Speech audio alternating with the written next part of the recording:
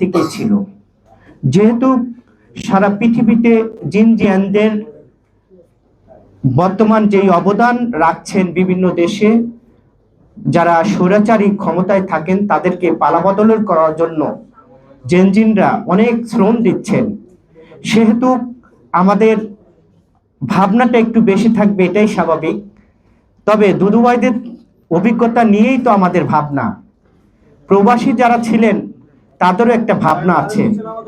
আমরা মনে করি আগামী দিনে যেই রাষ্ট্র নির্মাণ হবে সেই রাষ্ট্র সকলকেই নিয়ে নির্মাণ হবে। যেই রাষ্ট্রে আর আমরা দেখব না কখনো আমার বোন সীমান্তে ফেলানির লাশ কাঁটাতারে ঝুলে থাকে। আমরা যেই রাষ্ট্রে দেখব না আমার বোন সকালবেলা ঘুম থেকে উঠে প্রেস ক্লাবের সামনে আকুতি করে তার স্বামীকে খোঁজে, সেই বাংলাদেশ আমরা দেখব না। আমরা সেই বাংলাদেশ দেখব না যেই বাংলাদেশ গুমের ঘর, খুনের ঘর, কাচের ঘর, সেই বাংলাদেশ আমরা দেখব না। রাজনীতি সারা পৃথিবীতে আছে, রাজনীতি থাকবে, কিন্তু রাজনীতির অপরাধে আমি বছরের পর বছর আমার সন্তান, আমার মা, আমার বাবার কাছে যেতে পারবো না, সেই বাংলাদেশ আমরা দেখব না। মতভেদ থাকতেই পারে, এটাই স্বাভাবিক, কিন্তু সেই মতভেদের কারণে আমাকে খুন হতে হবে, গুম হতে হবে, সেই বাংলাদেশ আগামী দিনে হবে না। সেই বাংলাদেশ হবে আমাদের তারেক রহমানের নেতৃত্বের বাংলাদেশ, যেই বাংলাদেশের দল বল নির্বিশেষে এই সাংবাদিক বন্ধুরা সকলেই নিরাপদ থাকবে। আমরা দেখেছিলাম সাগর রুনির কি পরিণতি হয়েছিল, তার বিচার কিন্তু আজও পর্যন্ত আমরা পাইনি। আমরা দেখেছিলাম শাপলা চত্বরে কি হয়েছিল, আমরা দেখেছিলাম ফেলানিকে কিভাবে হত্যা করা হয়েছিল, বিশ্বজিৎকে হত্যা করা হয়েছিল, আমরা দেখেছিলাম সেই পিলখানা হত্যাকাণ্ড। এই যে হত্যাকাণ্ড আমরা গত 17 বছর শুধু দেখেই গিয়েছি, আমরা কিন্তু থামাতে পারিনি। কিন্তু পাশে যেই সুযোগ এসেছে সে গিয়ে তরুণ, যুবক, বৃদ্ধ সকলকে নিয়ে একটি রাষ্ট্র নির্মাণ করতে হবে, এটা আমাদের শপথ। আমি দুটি কথা বলে শেষ করতে চাই।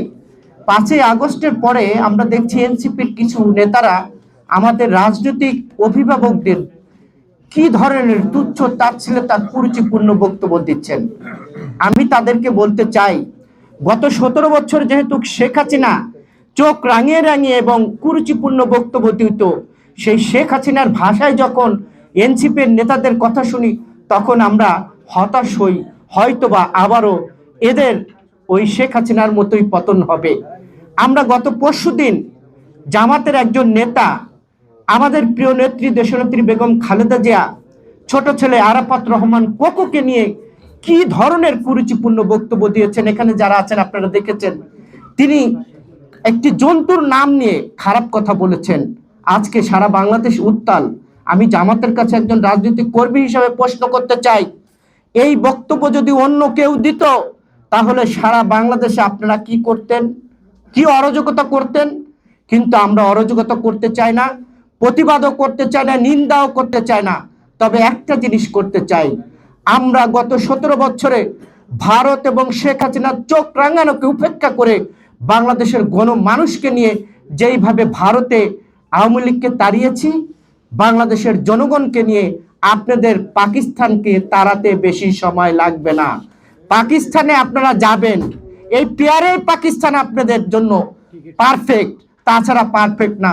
যেমন আওয়ামী লীগের জন্য বাংলাদেশের মাটি কখনো গ্রহণ করে না, তেমন আপনাদেরও বাংলাদেশের মাটি গ্রহণ করে না। আজকে শেখ হাসিনা দিল্লিতে বসে বড় বড় কথা বলছে, মারা যাওয়ার পরে তার লাশ আসবে কিনা তিনি জানেন না। কিন্তু যেই নেত্রীকে বাংলাদেশ থেকে তাড়িয়ে দেওয়ার জন্য ষড়যন্ত্র করেছিলেন, সেই নেত্রী কোটি কোটি মানুষের ভালোবাসায় আজকে শহীদ প্রেসিডেন্ট জিয়াউর রহমানের কবরের পাশে ঘুমিয়ে আছেন। কোটি কোটি মানুষ যে ব্যক্তিকে আপনি বাংলাদেশে আসতে দেন না, চোর ডাকাত কত রকম তুচ্ছ তাচ্ছিল্য করেছেন, সেই মানুষকে কোটি কোটি মানুষ ফুল দিয়ে বরণ করেছে তারেক রহমানকে। আর কোটি কোটি মানুষ জুতা নিক্ষেপ করে শেখ হাসিনাকে দিল্লি পাঠিয়েছে।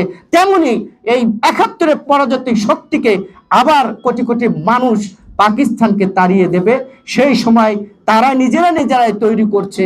যেই ধরনের কুরুচিপূর্ণ বক্তব্য দিচ্ছেন, ঈদ, পূজা, রোজা কি বলে না বলে আমরা এগুলো বলতে চাই না।